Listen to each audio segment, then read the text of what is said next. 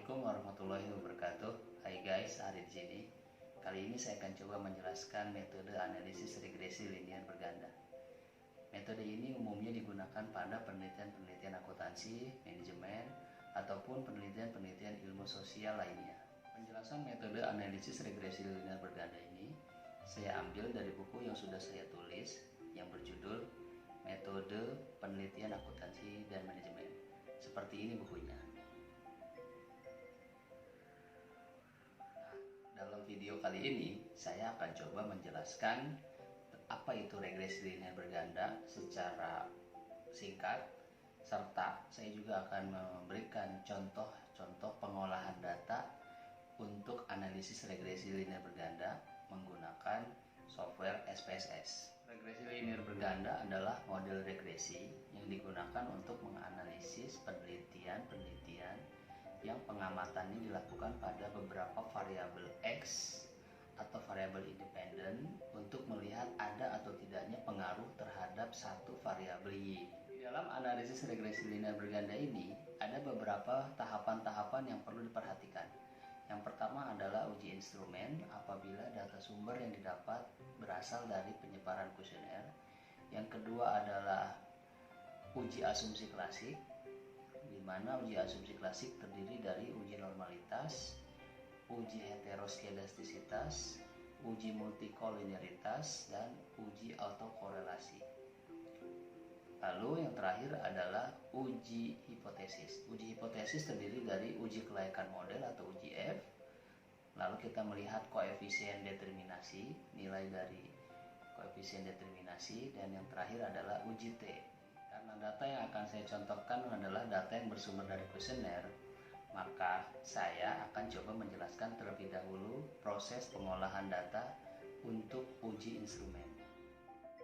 Oke guys, sebelum kita melakukan uji instrumen, langkah pertama yaitu kita menyiapkan tabulasi data yang akan kita olah.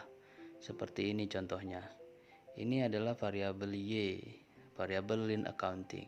Saya sudah menyiapkan tabulasi datanya dengan struktur tabel seperti ini. Kalian nanti siapkan struktur tabel yang seperti ini agar memudahkan langkah kita untuk melakukan proses copy paste ke program SPSS.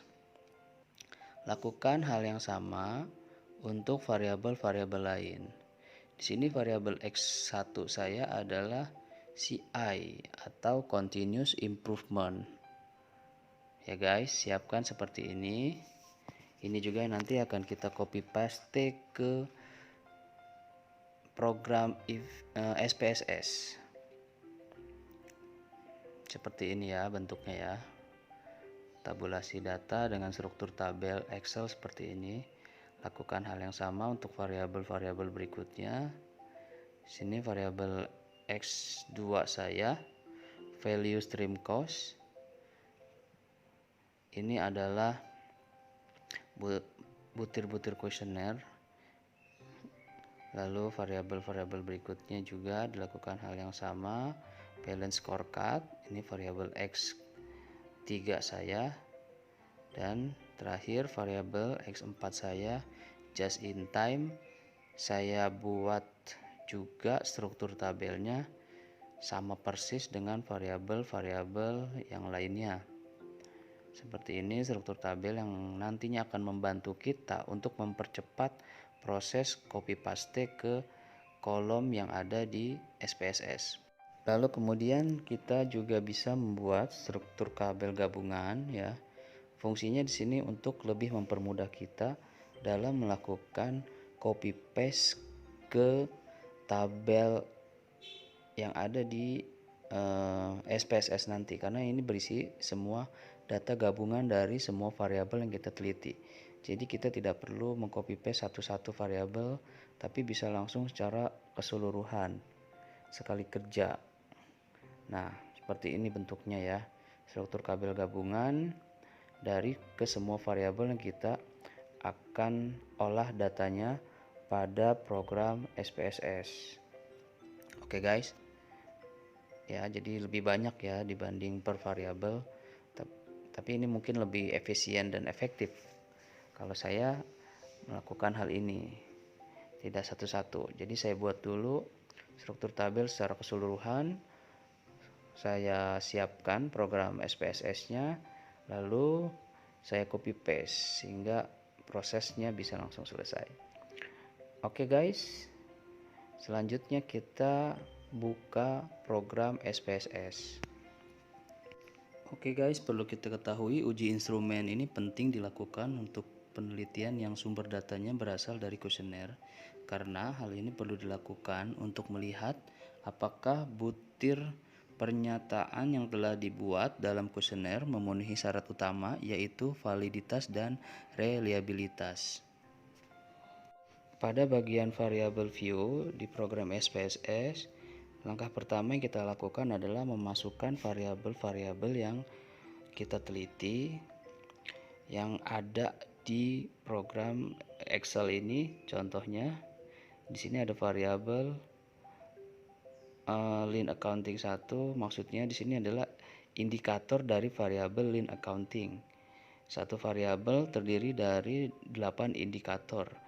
Ini tergantung variabelnya ya guys, tidak harus 8, jadi sesuai dengan variabel yang diteliti saja. Nah, kita masukkan indikator-indikator ini ke dalam program SPSS. Ya, kita ketik saja setiap nama indikator dari variabel yang kita teliti. Contoh tadi lean accounting ada 8 indikator, berarti kita buat di sini LA1 sampai LA8. Perlu diperhatikan di sini measure-nya dalam posisi scale ya guys. Lalu lakukan hal yang sama untuk indikator-indikator yang lainnya ya guys. Sini LA2, jangan lupa measure-nya dalam posisi scale. Lanjutkan seterusnya untuk keseluruhan indikator variabel. Di sini jumlah indikator tergantung dari representasi variabel ya guys. Tidak semua variabel jumlah indikatornya 8, tergantung dari penjabaran deskripsi variabel tersebut. Apakah 5 indikator saja sudah cukup menggambarkan deskripsi variabel tersebut, atau memang bisa lebih. Sifatnya tergantung dari konsep teori si variabel tersebut. Posisi measure-nya jangan lupa scale.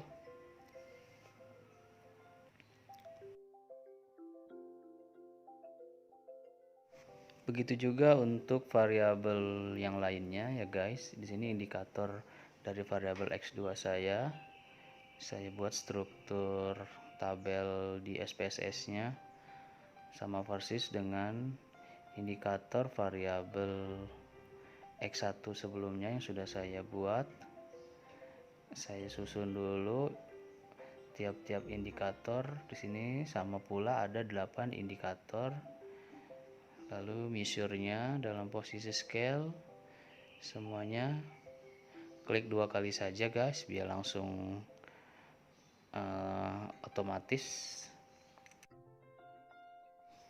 Lakukan kembali untuk variabel berikutnya ya guys, dengan cara yang sama. Jangan lupa measure-nya dalam posisi scale.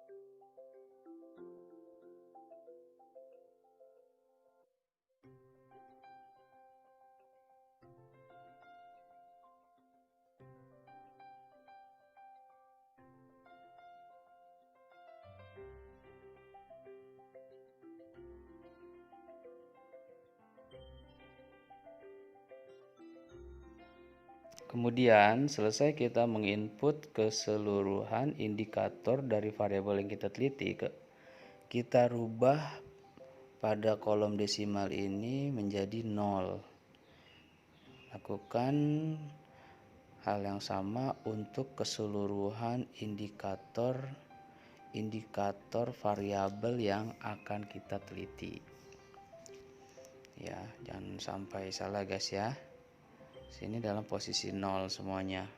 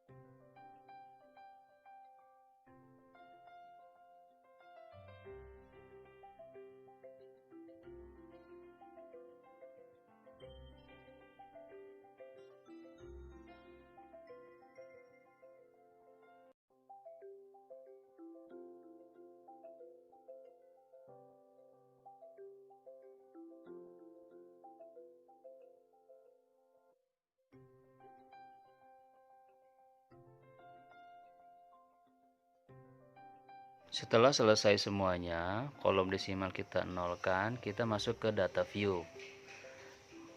Pada bagian data view ini, sini akan muncul indikator-indikator yang tadi sudah kita input dalam bagian variabel view.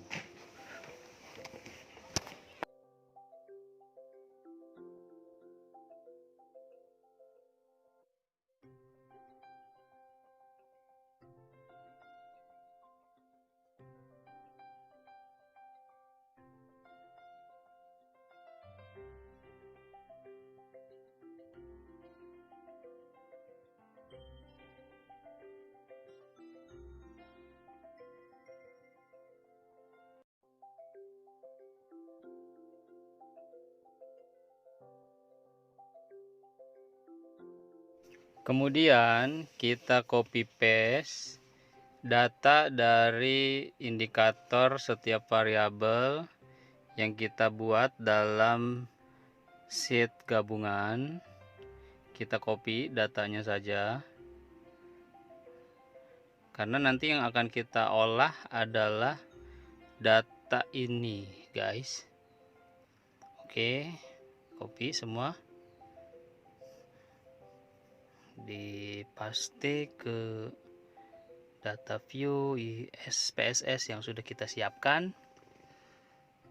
Oke guys, nah maka akan muncul seperti ini, persis seperti data gabungan yang ada di Excel. Ini maksud saya menganjurkan agar kita membuat data gabungan dalam format Excel terlebih dahulu, agar memudahkan kerja kita ketika nanti melakukan proses uji instrumen yang terdiri dari uji validitas dan reliabilitas dengan data yang bersumber dari indikator-indikator setiap variabel yang akan kita teliti. Seperti ini guys bentuknya.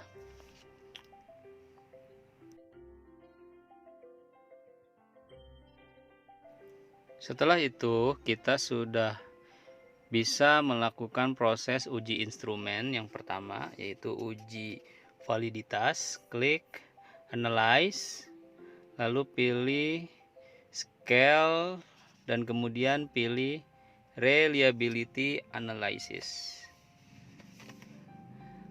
Nah, di sini blok butir pernyataan untuk setiap variabel. Contoh di sini variabel LA, Lean Accounting. Kita melakukan uji validitas ke semua indikator variabel.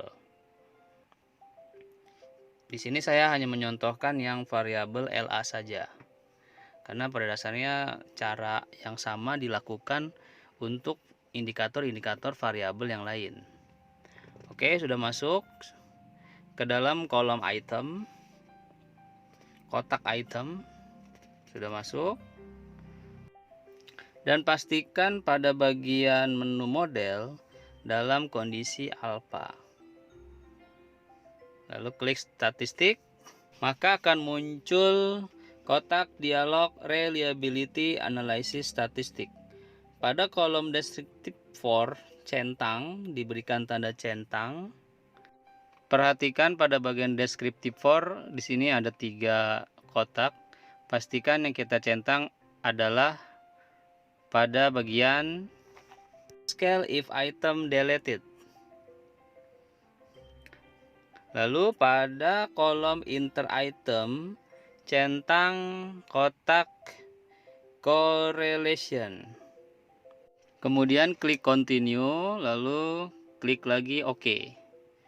Maka akan keluar output seperti berikut ini.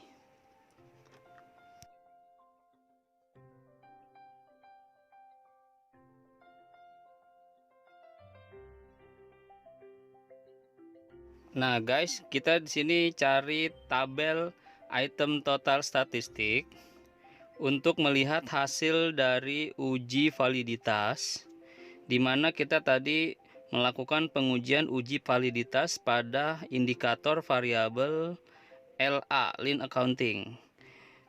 Variabel Lean Accounting memiliki 8 indikator. Jadi di sini kita lihat ya, nilai dari kolom corrected item total correlation ini kita bandingkan dengan nilai R tabel. Untuk mendapatkan nilai R tabel, kita harus menghitung dulu berapa degree of freedom dari sampel yang kita miliki. Rumusnya adalah DF sama dengan N dikurang 2. Berarti N di sini adalah jumlah sampel. Saya menggunakan 100 sampel. 100 dikurang 2 berarti didapatlah nilai DF-nya itu sebesar 98. Kemudian nanti dibandingkan dengan jumlah signifikansi yang digunakan. Saya menggunakan signifikansi sebesar 5%. Jadi nanti di sini di tabel R kalian lihat pada baris 98 kolom 5%, maka didapatlah nilai degree of freedom sebesar 0,197. Maka di sini kita bisa lihat apabila ada nilai butir pernyataan yang di bawah 0,197, maka butir pernyataan itu dikatakan tidak valid. Maksud tidak valid adalah bahwa butir pernyataan dianggap tidak bisa dijadikan alat ukur penelitian. Lalu kita bisa lakukan kembali pengukuran uji validitas untuk instrumen variabel yang lain. Kalau tadi adalah variabel Lean Accounting, kita lakukan hal dan cara yang sama untuk variabel-variabel berikutnya. Lakukan dengan cara yang sama teman-teman semuanya. Sini intinya adalah setiap indikator semua variabel harus dikatakan valid. Tadi saya sudah jelaskan, valid ini artinya bahwa indikator-indikator tersebut apabila lolos dari uji validitas ini, maka indikator tersebut bisa dijadikan alat ukur untuk pengukuran variabel yang kita akan teliti.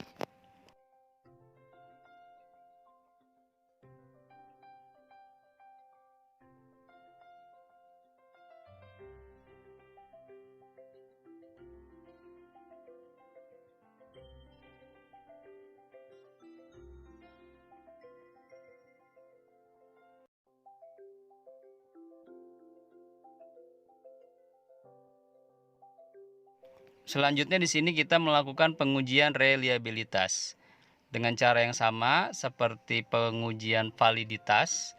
Pengujian reliabilitas di sini memiliki tujuan untuk mengetahui ada atau tidaknya kekonsistenan dari jawaban yang didapatkan walaupun kuesionernya ini digunakan berkali-kali kepada responden yang berbeda. Nah, di uji reliabilitas ini kita lihat tabel reliability statistik pada kolom Cronbach alpha. Di sini didapat nilai Cronbach alpha sebesar 0,648. Nah, nanti nilai 0,648 ini kita bandingkan dengan nilai R tabel yang tadi ya guys, yang sebesar 0,197. Nah, asumsinya adalah nilai Cronbach alpha harus lebih besar dari 0,197 agar didapatkan kesimpulan bahwa kuesioner yang digunakan dalam penelitian ini secara keseluruhan bersifat reliable. Dan bisa kita lihat di sini nilai Cronbach alpha sebesar 0,648, yang itu artinya lebih besar dari 0,197. Oke guys, selesai uji reliabilitas. Bisa kita simpan atau tidak. Opsi ini tergantung kalian ya. Jika ingin simpan, klik yes. Jika tidak, klik no. Nah, itulah dia tadi proses pengujian reliabilitas. Kita lakukan untuk instrumen variabel yang lain dengan cara yang sama dan cara pembahasan yang sama, sehingga kita bisa mengetahui tingkat kereliabilitasan dari masing-masing kuesioner yang kita gunakan sebagai alat ukur pengukuran variabel.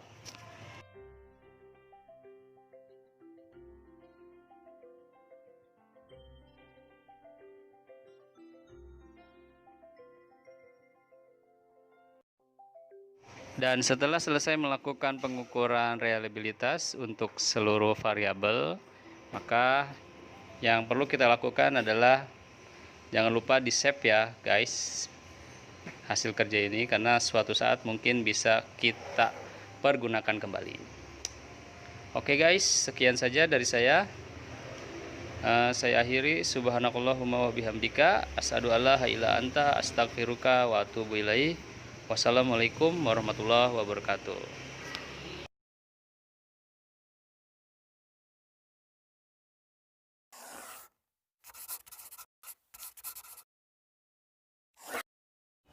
Bismillahirrohmanirrohim. Assalamualaikum warahmatullahi wabarakatuh. Hai guys, perkenalkan nama saya Ipa Rosalia. Di video kali ini saya ingin menjelaskan proses TUB database accurate, mulai dari membuat file kerja accurate sampai dengan input akun default mata uangnya.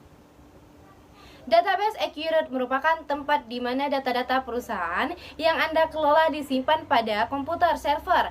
Dengan Anda membuat database, maka Anda perlu menyiapkan master data yang bisa diimpor dari Excel ke Accurate, seperti akun, item inventory, list vendor, list supplier, dan fixed asset.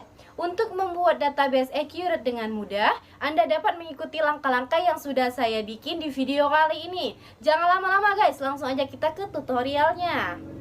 Oke guys, kita lanjut untuk membuat file kerja accurate-nya itu seperti ini. Setelah accurate-nya udah kita klik, jadi muncul bagian awalnya itu seperti ini. Ada buat data perusahaan, buku data perusahaan, buku data terakhir, jelajahi data perusahaan contoh, perbaiki data, sama data cadangan. Yang kita lakukan langkah pertama yaitu buat data perusahaan, kita klik. Setelah itu kita klik lokal, kita klik titik 3. Untuk penyimpanannya kita bebas di dokumen.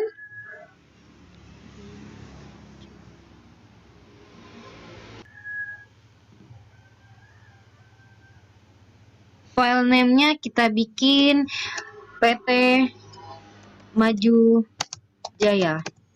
Lalu kita klik, lalu oke.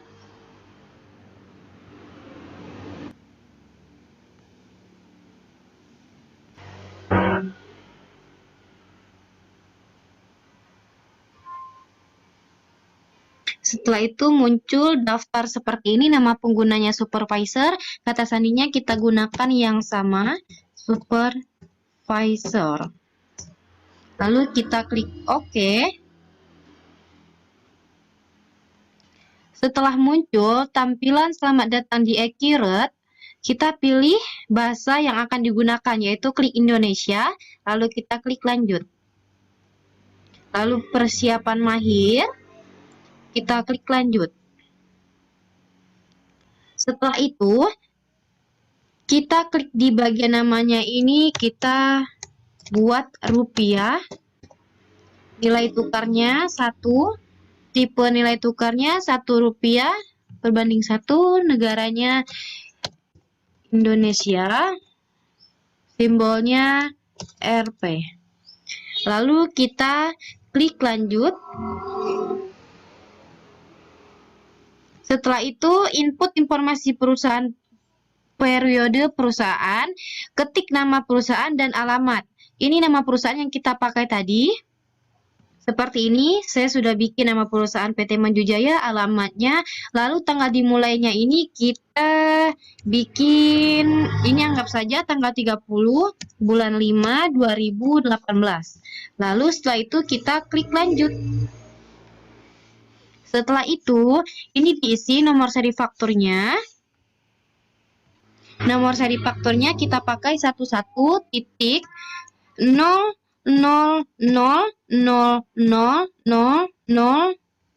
maaf kebanyakan 1. Dan NPWP-nya juga diisi sesuai dengan soalnya ya guys. Sudah saya isi dengan seperti ini. Lalu kita klik lanjut. Setelah itu, hapus semua akun default accurate-nya sampai nanti yang tersisa hanya tinggal satu akun yang tidak bisa dihapus, yaitu akun retained earning. Nah, jadi kita hapus aja. Cara menghapusnya, klik kanan pada mouse, lalu kita klik hapus. Oke. Lakukan langkah tersebut dengan akun yang sama, kecuali retained earning.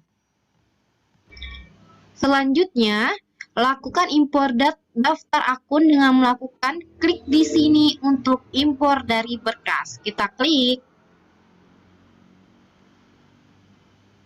Setelah itu, kita klik berkas.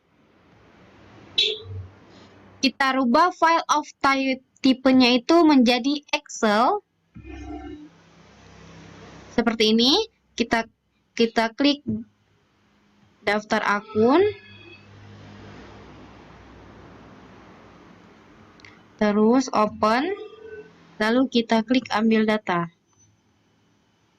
Selanjutnya, hapus baris pertama pada data sumber, yaitu nomor akun, dengan cara klik kanan mouse.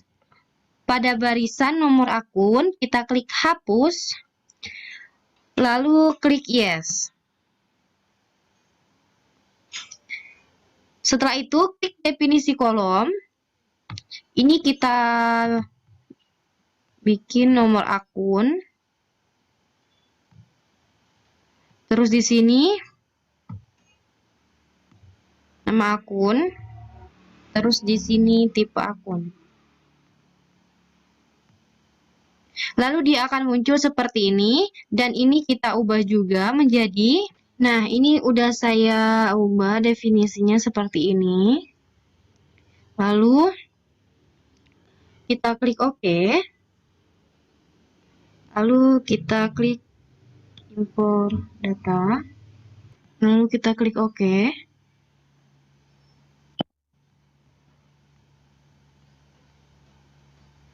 Setelah itu dia akan muncul seperti ini.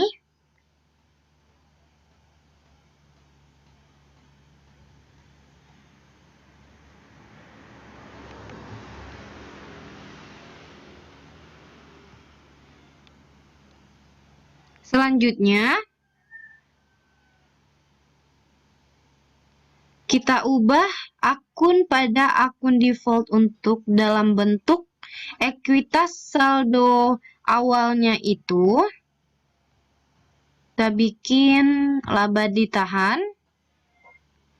Terus akun laba ditahannya kita bikin laba ditahan juga. Kemudian, nah jadi ini seperti yang di soal udah benar. Lalu kita klik lanjut.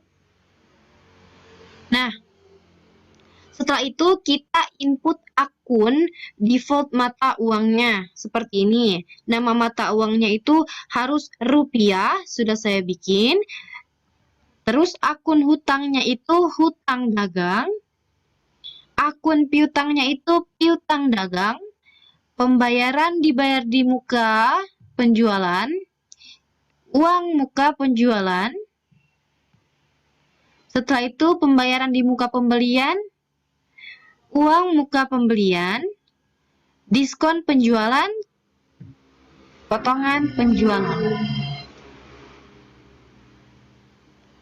Nah, ini adalah cara untuk membuat file kerja accurate dan input akun default mata uangnya. Jika ada kurang atau lebihnya dari video yang saya bikin ini, kurang lebihnya saya mohon maaf. Jadi, ini sudah selesai cara membuat file kerja accurate-nya sampai dengan input akun default mata uangnya itu seperti ini. Kurang lebihnya saya minta maaf. Lalu kita klik lanjut untuk tahap berikutnya. Nah, ini untuk proses stub database accurate mulai dari input syarat pembayaran dan kode pajak. Nanti saya akan lanjutkan di video selanjutnya. Mungkin di video kali ini hanya ini yang bisa saya sampaikan. Sekian dan terima kasih. Assalamualaikum warahmatullahi wabarakatuh. Bertemu lagi di channel YouTube Fakultas Ekonomi dan Bisnis. Kali ini saya akan coba menjelaskan tentang program SIPASTI, Sistem Informasi Penjadwalan dan Anggaran Sidang Skripsi Terintegrasi. Konsep dari program ini adalah agar proses kontrol penjadwalan sidang skripsi sudah otomatis bisa terlihat besaran anggaran yang harus dikeluarkan untuk setiap satu kali sidangnya. Nah, baik, kalau begitu saya akan menjelaskan tentang proses penggunaan dari program ini. Nah, yang pertama, di sini kita perlu menginput daftar dosen yang memang nantinya akan terlibat dalam proses sidang skripsi.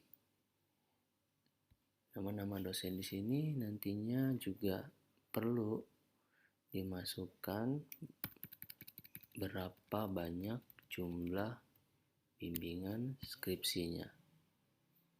Hal ini agar bisa mendeteksi proses perhitungan anggaran yang harus dikeluarkan.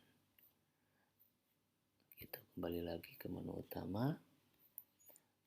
Nah, di sini tergantung ada berapa banyak prodi yang ada di fakultas masing-masing. Lalu setelah itu,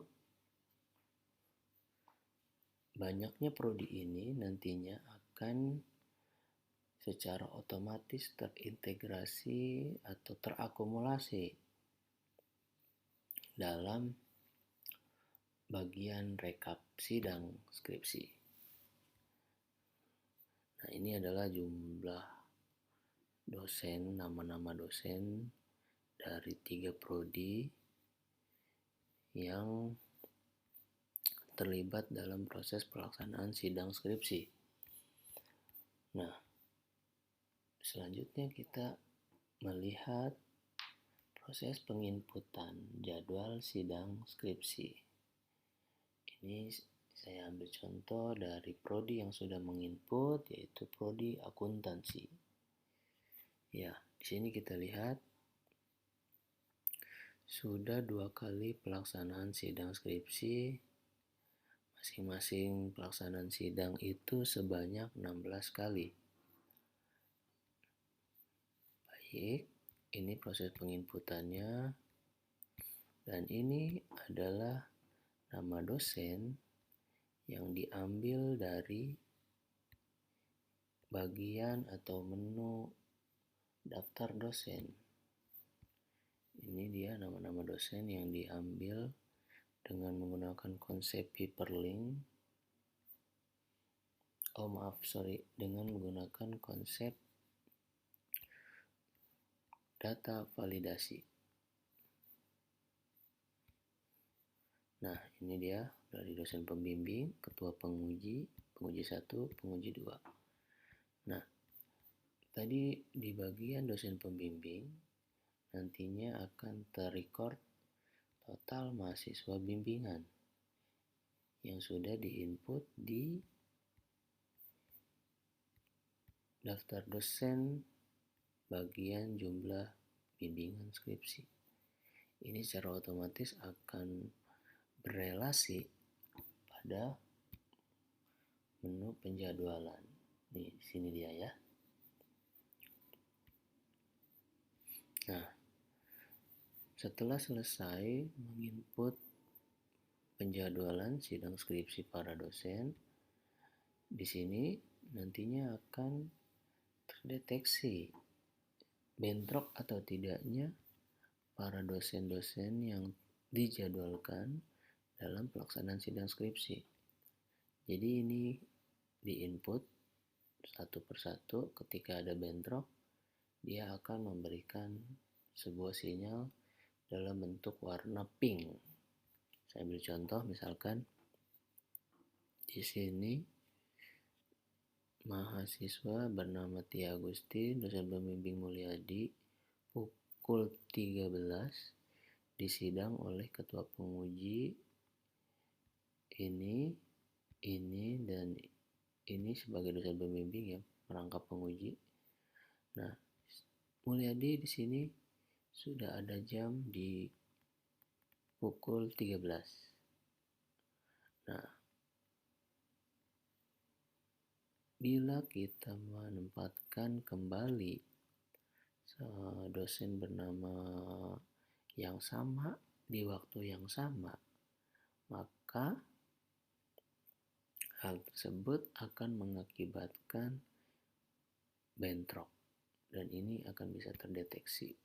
Saya ambil contoh, misalkan penguji untuk Muhammad Nabil saya ganti dengan dosen yang sudah terjadwal di pukul 13 lainnya.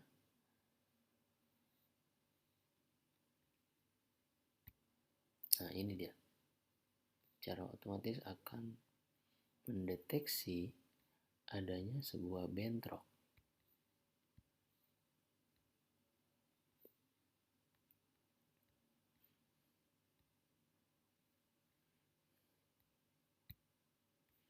Nah, setelah selesai terinput semuanya dan aman dari bentrok antar dosen, kita bisa melihat akumulasi untuk sidang per hari ini dengan total rincian jumlah bimbingan yang sudah tersidang ada berapa? Ada 16. Dosen yang terlibat dalam proses pengujian ini yang terdiri dari dosen penguji, ketua penguji, dan penguji, ya. Secara otomatis pun akan terhitung di sini dalam satu pelaksanaan sidang skripsi ini. Dia akan menghitung per orang yang nantinya akan dijumlah sebesar 48. Jadi dari 16 mahasiswa yang disidang skripsi, ya, di sini melibatkan proses pengujian 48 kali yang dilakukan oleh 17 dosen. Secara otomatis akan menghitung nilai rupiahnya. Angka rupiah ini hanya ilustrasi saja ya, bukan angka real yang sebenarnya. Ini dia. Secara otomatis akan menghitung. Baik, selesai. hari pertama sidang skripsi, lanjut ke hari kedua dengan proses dan tahapan yang sama, penginputan jadwal, mahasiswa yang diuji oleh ketua penguji 1 dan didampingi oleh dosen pembimbing, kita input secara keseluruhan, maka dia pun secara otomatis akan menghitung jumlah akumulasi pelaksanaan sidang skripsi di hari itu dengan nilai total rupiah atau anggaran yang harus dikeluarkan sebesar ini. Nah, jika diasumsikan proses sidang skripsi sudah selesai secara keseluruhan untuk seluruh mahasiswa yang mendaftar skripsi atau mendaftar sidang skripsi, maka nantinya seluruh proses-proses sidang skripsi itu akan dihitung secara menyeluruh dalam kolom yang akan menjelaskan total keseluruhan dari pelaksanaan sidang skripsi yang sudah dilakukan. Ini dia perhitungannya. Jika seluruh mahasiswa sudah disidangkan, maka nantinya di sini total bimbingan yang sudah sidang akan sama jumlahnya dengan total mahasiswa bimbingan.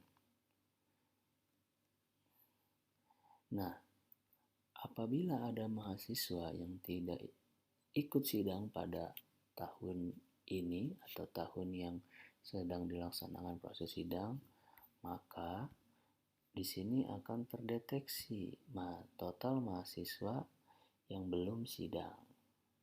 Ini memudahkan bagian akademik untuk mendeteksi siapakah mahasiswa tersebut, karena nantinya kita akan melacaknya melalui dosen pembimbingnya. Ini dia akumulasinya.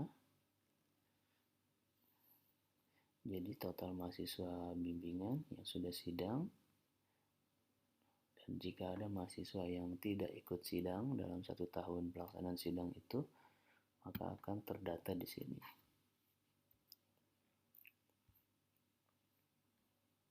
Dan ini adalah total bimbingan plus non-bimbingan, menguji bimbingan dan bimbingan. Jadi maksudnya itu adalah dosen pembimbing yang menguji bimbingan sendiri atau mendampingi bimbingannya, lalu dosen tersebut juga ada kalanya menguji mahasiswa yang bukan bimbingannya. Ini akan terhitung di sini, terakumulasi di sini. Fungsinya adalah agar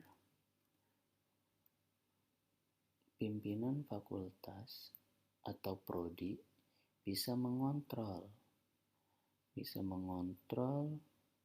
sirkulasi atau pembagian sidang bagi tiap-tiap dosen agar tidak terjadi penumpukan menguji hanya di beberapa orang saja. Ini artinya dimaksudkan terjadi pemerataan secara proporsional di antara para dosen dalam upaya mendapatkan sidang skripsi. Lalu di sini adalah total konsumsi dosen penguji. Jadi setiap pelaksanaan sidang itu dosen dapat konsumsi. Dan terakhir adalah total keseluruhan pengeluaran untuk pelaksanaan sidang atau pengeluaran untuk membayar honor mendampingi mahasiswa bimbingan sidang untuk dosen pembimbing, honor untuk dosen yang menguji bukan bimbingannya, dan honor untuk konsumsi. Ini dia akan mengakumulasi secara keseluruhan dosen tersebut selama ikut serta dalam proses sidang skripsi dalam pelaksanaan 1 tahun terakhir atau 1 tahun akademik terakhir. Ini akan terhitung total keseluruhannya. Nah, jika selesai dengan diasumsikan selesai untuk satu prodi, lalu prodi lainnya juga selesai, kita asumsikan ini selesai, dan kita asumsikan ini pun selesai, maka nantinya akan terekap pada bagian rekap sidang. Di sini ada beberapa dosen yang memang membimbing dan menyidang di beberapa prodi, sehingga hal itu akan menjadi penilaian untuk dosen tersebut tidak terlalu banyak secara nilai kumulatif, tidak terjadinya gap yang tinggi dengan dosen yang hanya membimbing atau menyidang di satu prodi tertentu saja. Hal ini dimaksudkan agar tidak terjadi kecemburuan sosial di antara para dosen. Tentunya perlu ada pembagian yang bersifat proporsional ya, sehingga tidak menimbulkan kecemburuan sosial. Nah, ini dia akan menghitung secara kumulatif dari proses pelaksanaan sidang skripsi seluruh prodi yang ada di fakultas. Kalau tadi adalah perhitungan per prodi, kalau ini adalah perhitungan seluruh prodi. Sehingga di sini memudahkan pimpinan fakultas, dalam hal ini dekanat, mengontrol distribusi pembagian dan pelaksanaan sidang skripsi yang dikerjakan oleh prodi kepada para dosen tetap fakultas. Nah, baik teman-teman, itulah tentang konsep dari program SIPASTI ini. Konsep sederhana tetapi bisa memberikan informasi yang lengkap tentang distribusi pelaksanaan sidang skripsi. Nah, lalu program ini masih bersifat offline. Agar bisa dikontrol, agar bisa diketahui oleh pimpinan fakultas, dalam hal ini dekanat, secara real time, kapanpun, dimanapun, tanpa adanya batasan ruang dan waktu, maka program ini perlu di-online-kan. Karena memang proses pelaksanaan sidang skripsi, penginputan jadwalnya dikerjakan oleh prodi.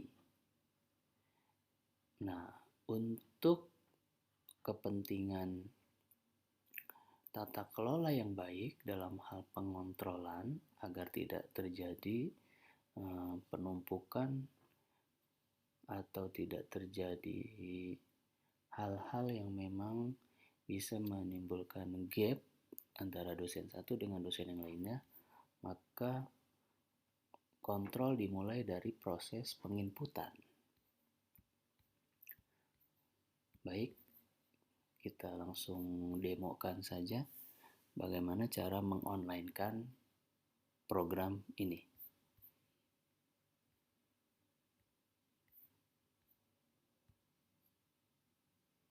Nah, yang pertama adalah pastikan kita sudah menentukan aplikasi atau program yang bisa kita taruh file kita ini dalam database online. Di sini saya menggunakan database online yang bersifat gratis, free ya, yaitu OneDrive. Saya pakai OneDrive ya, karena memang OneDrive ini adalah miliknya Microsoft dan Excel yang saya gunakan adalah Excel Microsoft Excel. Jadi akan kompatibel apabila produk Microsoft kita sematkan ke sistem cloud datanya punya Microsoft. Karena kalau berbeda developer ya, berbeda pengembangnya gitu, program yang sudah dibuat, program Excel yang sudah dibuat itu tidak bisa berfungsi secara maksimal. Ada menu-menu yang hilang. Berbeda kalau memang satu pabrikan ya, Microsoft ketemu Microsoft, maka program Excel yang sudah dibuat dapat powerful, bisa digunakan tanpa adanya kekurangan. Yang membedakan hanyalah tampilan saja, tampilan offline dan tampilan online. Baik, langsung saja kita upload filenya agar bisa diakses secara online. Yang pertama-tama pastikan kalian sudah memiliki akun dari Microsoft OneDrive ini ya. Jika belum, lakukanlah sign up ya, dengan cara membuat akun Microsoft OneDrive. Oke, proses pembuatan akunnya sama dengan membuat email pada umumnya ya. Tapi di sini yang digunakan adalah email Outlook. Pastikan domain yang digunakan adalah domain Outlook. Karena saya sudah membuat emailnya ya, nanti saya akan menggunakan email saya saja. Di sini saya tidak menjelaskan proses pembuatan email Microsoft OneDrive-nya. Ya, teman-teman bisa mengikuti saja tahapan-tahapan yang diminta oleh Microsoft dalam proses sign up email Outlook tersebut. Saya langsung gunakan email yang sudah saya punya saja.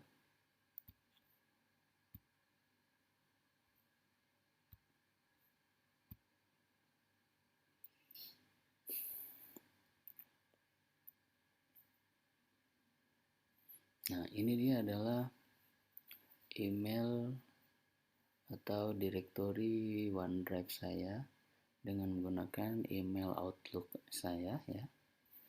Nah, sekarang kita upload file yang tadi sudah kita siapkan, file demo sidang skripsi, agar file tersebut bersifat online.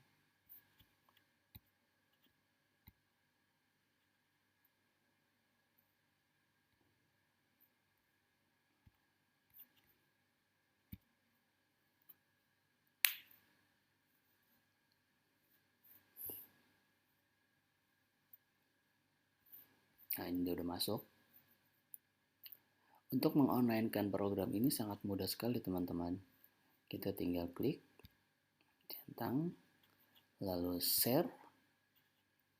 Tunggu sebentar. Nah, dalam upaya meng-sharekan program ini ada dua cara. Bisa dengan mendaftarkan email-email tertentu yang memang diizinkan untuk mengakses program ini, atau bisa juga dengan cara proses copy link. Jadi program ini nanti akan dibuatkan linknya oleh Microsoft OneDrive, lalu kita copy program ini ya, kita copy program ini dan kita tinggal share ke orang yang kita inginkan. Karena tadi linknya masih panjang ya, sekarang kita coba sederhanakan link tersebut. Baik, saya sederhanakan dulu link tersebut. Saya di sini menggunakan tinyurl.com.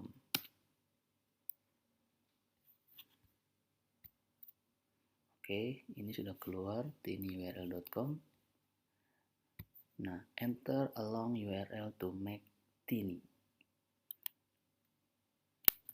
Paste URL yang tadi dari Microsoft OneDrive yang memang masih panjang ya. Kita buat sederhana. Sini saya tulis si pasti demo.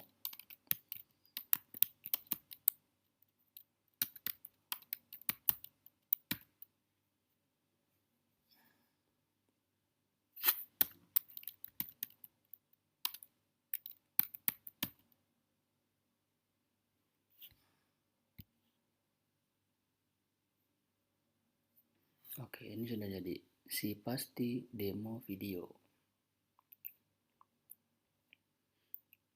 Copy to clipboard. Oke, kita copy. Nah, kita keluarkan dulu untuk memastikan kalau linknya ini berfungsi dengan baik.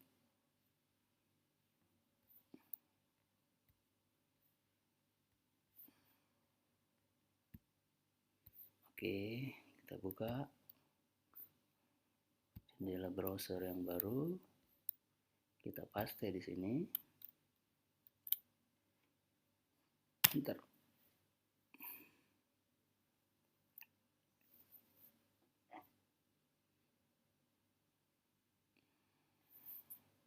Nah, ini dia. Program Excel yang tadinya bersifat online sekarang sudah bersifat online. Ini dia teman-teman. Ini dia tampilan online-nya.